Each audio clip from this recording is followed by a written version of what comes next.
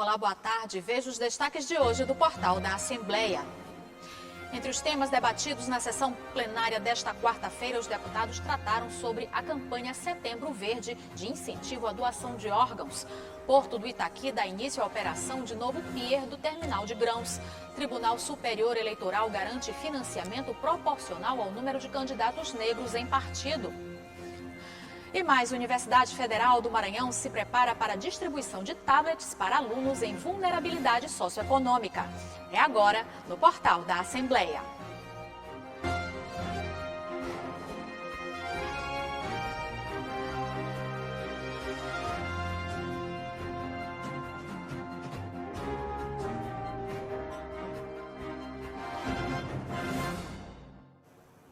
Na sessão plenária de hoje, os deputados debateram sobre a participação de músicos em eventos e também sobre a campanha Setembro Verde de incentivo à doação de órgãos. O repórter Ronald Segundo acompanhou a sessão e tem mais informações. Boa tarde, Segundo. Olá, Eli Coelho. Boa tarde a você. Muito boa tarde aos telespectadores da TV Assembleia. Durante a sessão plenária desta quarta-feira aqui no Poder Legislativo Maranhense, a deputada doutora Cleide Coutinho foi a primeira parlamentar. A deputada participou de forma remota, destacou a atuação do governo do estado do Maranhão e agradeceu o empenho de alguns secretários, entre eles o secretário Simplício Araújo, da pasta de Indústria e Comércio, o secretário Rogério Cafeteira, da pasta de Esportes, Márcio Onaisen, da Secretaria de Desenvolvimento Social e Raimundo Reis, da Secretaria das Cidades. A deputada agradeceu a atuação destes secretários e o atendimento de algumas indicações de sua autoria. Logo em seguida, o deputado doutor Iglesias usou o pequeno expediente para pedir um novo decreto ao Executivo Estadual, que possibilite o aumento de 2 para 4 no número de músicos autorizados a participar de eventos no Maranhão, neste momento de pandemia. Logo em seguida, a deputada Valéria Macedo falou sobre a campanha Setembro Verde, que tem como objetivo o incentivo à doação de órgãos. Nós vamos ouvir um trecho do pronunciamento da deputada Valéria Macedo. Envolver o Estado, os municípios, toda a federação, o governo federal, porque nós temos visto o tanto que esse programa, ele é um programa belíssimo, um programa essencial, né, para salvar vidas, mas que ainda tem pouca visibilidade e às vezes poucos recursos ainda humanos e de gestão de financiamento. Olha, a deputada doutora Thaís Ortegal também utilizou o pequeno expediente. Ela destacou a atuação do governo do estado no sentido de melhorar algumas rodovias estaduais, entre elas a rodovia que liga o Cujupe à cidade de Pinheiro e também a rodovia que liga o município de Pinheiro à cidade de Pedro do Rosário. O deputado Wellington do Curso voltou à tribuna e fez novamente críticas ao governo do estado. O parlamentar pediu reforço no setor de segurança pública com a nomeação, através da nomeação de policiais militares. Também de maneira remota, o deputado Zito Rolim tratou sobre a inauguração da agroindústria de beneficiamento de mel da Associação de Apicultores de Junco do Maranhão. Portanto, essas são as principais informações sobre a sessão plenária desta quarta-feira aqui no Poder Legislativo Maranhense. Ronald Segundo para a TV Assembleia. O Senado Federal aprovou o projeto de lei autorizando investimentos de recursos federais em ações de segurança sanitária para o retorno presencial das aulas da rede pública de ensino.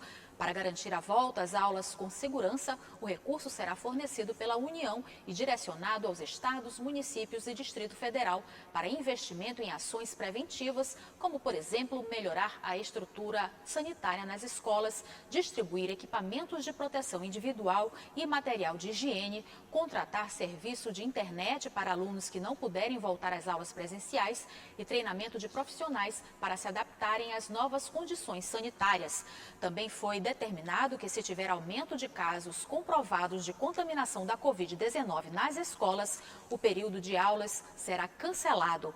A observação também incluirá o relatório pela família sobre a situação da saúde dos alunos. A próxima etapa é a análise do projeto pela Câmara. E terminou agora há pouco a entrevista coletiva que aconteceu de forma virtual, onde foi lançada a operação de novo pier do terminal de grãos do Porto do Itaqui. A nova estrutura deve melhorar a estrutura econômica do estado.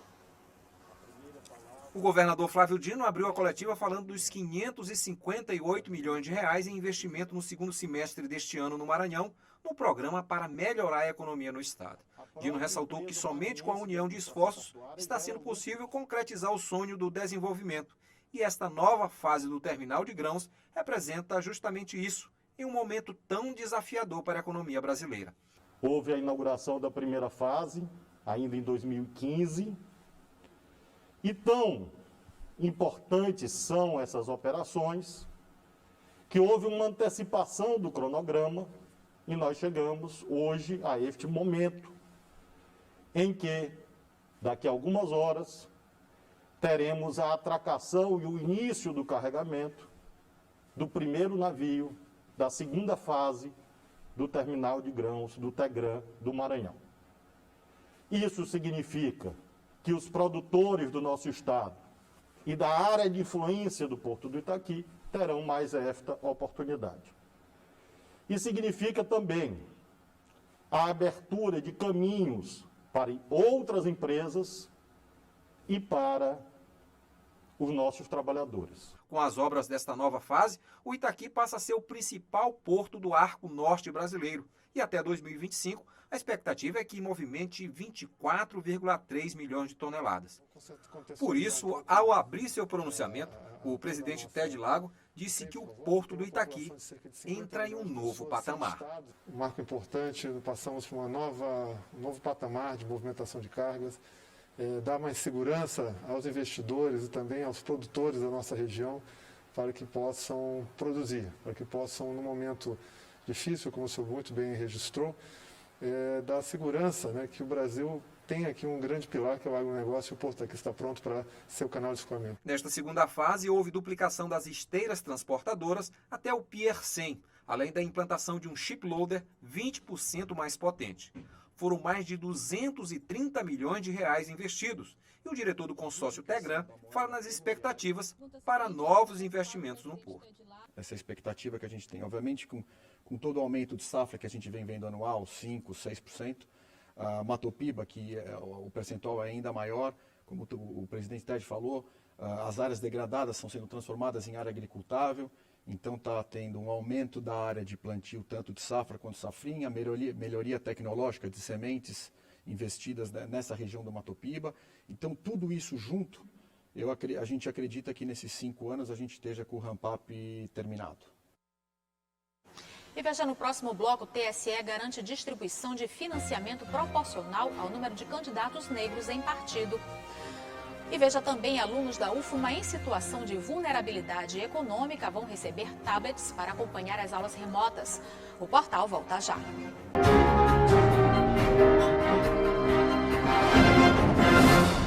O TSE decidiu que os recursos oriundos do Fundo Especial de Financiamento de Campanha sejam distribuídos proporcionalmente ao número de candidatos negros de cada partido. Para o secretário de Estado de Igualdade Racial, a decisão da Justiça Eleitoral deve reparar injustiças raciais históricas. A decisão do Tribunal Superior Eleitoral garante que os recursos do Fundo Especial de Financiamento de Campanha sejam distribuídos de forma proporcional ao número de candidatos negros que o partido apresentar para a disputa. A medida trata da mesma forma a distribuição do tempo de propaganda eleitoral no rádio e na televisão. É o que explica este advogado eleitoral. Se o partido lançar 40% de seus candidatos e esses candidatos forem negros, 40% dos recursos recebidos desses fundos eleitorais deverão ser obrigatoriamente aplicados nessas candidaturas. Além disso, também existe a questão da propaganda, né, eleitoral gratuita no rádio e na televisão. Então o TSE também decidiu que a partir de 2022, não vale para essa eleição, mas a partir de 2022, os partidos também serão obrigados a reservar, de acordo com a proporção de candidatos lançados negros, deverão reservar esse mesmo tempo, né, no rádio e na televisão. A divisão igualitária deverá ser regulamentada por decisão do tribunal. Vale destacar que a decisão só será válida para as eleições a partir de 2022. O número de negros na Câmara Federal não passa de 1/4. Dos 513 deputados, apenas 125 se declaram negros. De acordo com o levantamento da Câmara, o número de parlamentares negros cresceu 5% em relação a 2014. Naquele período, os eleitos que se declararam negros eram apenas 106. Gerson Pinheiro, secretário de Estado de Igualdade Racial, lembra que a maioria da população brasileira é formada por negros e, ainda assim, o número de participantes eleitos na política é desproporcional. Segundo ele, a decisão da Justiça Eleitoral vem reparar injustiças raciais históricas. À medida que você não tem negros nesse espaço de representação, você tem dificuldade de fazer com que outros negros cheguem. Então, decisões como essa, como a lei de cotas no emprego público, como a lei de cotas na universidade, porque a partir daí é mais um passo que você dá, é a possibilidade de ter mais negros no parlamento e nos espaços públicos. Então, é muito importante que tenha sido tomada essa decisão. O Tribunal Superior Eleitoral decretou que os interessados à candidatura municipal que possuem ficha suja serão beneficiados com o adiamento das eleições municipais. Esses candidatos estariam impedidos de participar por conta da lei da ficha limpa, mas por causa da mudança das datas das eleições devido à pandemia da Covid-19, aqueles que são inelegíveis até o mês de outubro poderão participar das eleições em novembro. O primeiro turno, que aconteceria no dia 4 de outubro, foi adiado para o dia 15 de novembro e o segundo turno, que seria no dia 25 de outubro, foi remarcado para o dia 29 de novembro. A Universidade Federal do Maranhão está fazendo o tombamento de tablets que serão entregues aos alunos que estão em situação de vulnerabilidade econômica. A ação do Programa de Inclusão Digital da UFMA deve beneficiar pelo menos 600 universitários. Estes são os tablets adquiridos pela Universidade Federal do Maranhão. São 1.000 aparelhos que estão sendo tombados e em breve serão entregues aos cerca de 600 estudantes que comprovaram a situação de vulnerabilidade socioeconômica exigida como um dos critérios para concorrer ao empréstimo de um dos aparelhos. O pró-reitor de assistência estudantil da universidade observa que esta é mais uma ação do Programa de Inclusão Digital da UFMA. Qualquer aluno da instituição regularmente matriculado pode fazer a sua inscrição e, comprovada a situação de vulnerabilidade socioeconômica, esses alunos foram contemplados ou para receber o empréstimo de um tablet, que a universidade acabou de fazer a aquisição, recebemos na semana passada, ou receber um chip de dados de um programa nacional denominado Alunos Conectados do Ministério da Educação e da Rede Nacional de Pesquisa, o qual a UFMA fez a pactuação e vai receber 5.000 unidades de chips para disponibilizar aos nossos estudantes que têm uma faixa salarial familiar de até 1,5 salário e meio vigente. Cerca de 1.400 estudantes se inscreveram para concorrer a um dos equipamentos, mas nem todos apresentaram os pré-requisitos exigidos pelo edital. Assim, um novo edital será reaberto, anunciou o pró-reitor. Os tablets que ficaram remanescentes, a gente vai fazer uma outra chamada e vamos dar prioridade para a pessoa com deficiência que é aluno da instituição. Então, na próxima semana, após a gente fechar esse primeiro ciclo, que se encerra amanhã, 2 de setembro, vamos já, imediatamente, a pedido do nosso reitor, fazer essa segunda chamada. Além dos tablets e chips, serão entregues capas, fone de ouvido e cartão de memória. Os aparelhos ficarão emprestados até o fim da pandemia. Após este período, farão parte do acervo da biblioteca da universidade e poderão ser emprestados a toda a comunidade estudantil. A ideia é que esses tablets fiquem com esses alunos até quando perdurar a pandemia e após a sociedade voltar às suas atividades, esses tablets serão devolvidos à biblioteca e serão emprestados para qualquer aluno como um livro. Então, um aluno que vai querer fazer no futuro a leitura de um e-book ou vai fazer uma viagem, precisa levar um equipamento para colocar as atividades em dias. Então, qualquer aluno da instituição vai solicitar o empréstimo e vai ter o acesso ao equipamento. E o portal da Assembleia fica por aqui. Para rever as reportagens de hoje, acesse o site al.ma.leg.br/tv. Ótima tarde para você, até amanhã.